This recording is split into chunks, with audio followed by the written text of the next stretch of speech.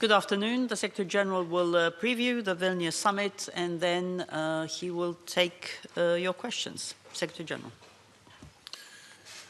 Good afternoon.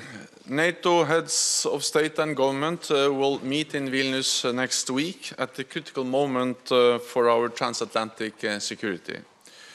Russia's war of aggression against Ukraine continues to rage on. For 500 days, Moscow has brought death and destruction to the heart of Europe, seeking to destroy Ukraine and divide NATO. Our summit will send a clear message. NATO stands united, and Russia's aggression will not pay. At the summit, we will make Ukraine even more stronger and set out a vision for its future. I expect Allied leaders will agree a package with 3 elements to bring Ukraine closer to NATO.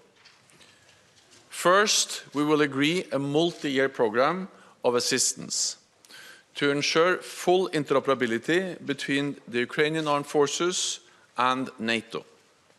Second, we will upgrade our political ties by establishing the NATO-Ukraine Council. And third, I expect Allied leaders will reaffirm that Ukraine will become a member of NATO and unite on how to bring Ukraine closer to its goal. Allies have already pledged 500 million euros for critical needs, including fuel, medical supplies, demining equipment, and pontoon bridges. We will also help build Ukraine's security and defense sector, including with military hospitals.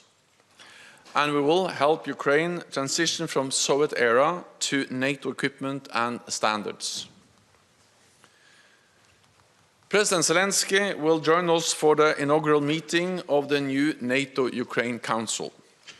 This will be a platform for crisis consultation and decision-making, where we all sit as equals to address shared security concerns. At the summit, we will take further major steps to strengthen our deterrence and defense, with 3 new regional defense plans to counter the 2 main threats to our alliance, Russia and terrorism. 1 plan for the North, the Atlantic and European Arctic. 1 for the center, covering the Baltic region and Central Europe. And a southern plan for the Mediterranean and Black Sea. To execute these plans, NATO is putting 300,000 troops on higher readiness, including substantial air and naval combat power.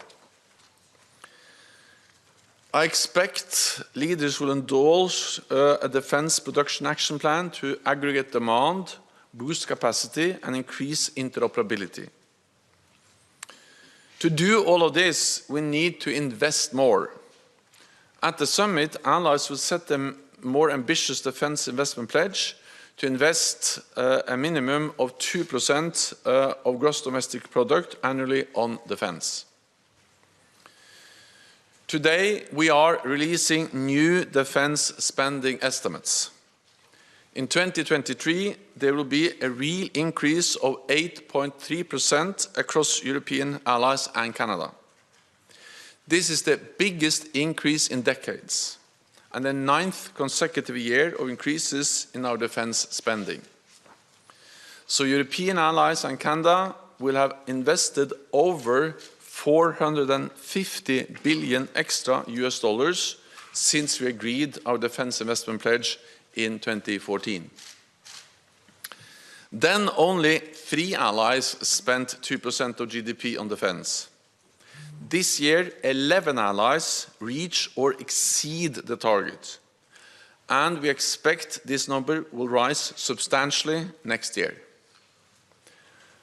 At the summit, we will be joined by the leaders of Australia, New Zealand, Japan, and South Korea, because our security is not regional, it is global. So we are working more closely on issues such as cybersecurity, maritime security, and new technologies. We will also welcome the European Union to Vilnius. Our partnership has reached unprecedented levels, and we are committed to doing even more together. This will be Finland's first summit as a NATO ally, and we look forward to Sweden joining as soon as possible. Yesterday, I hosted a constructive meeting of senior officials from Turkey, Sweden, and Finland. And as the next step, I will meet with President Erdogan and Prime Minister Kristersson in Vilnius on Monday afternoon. For almost 75 years, NATO has been the strongest alliance in history.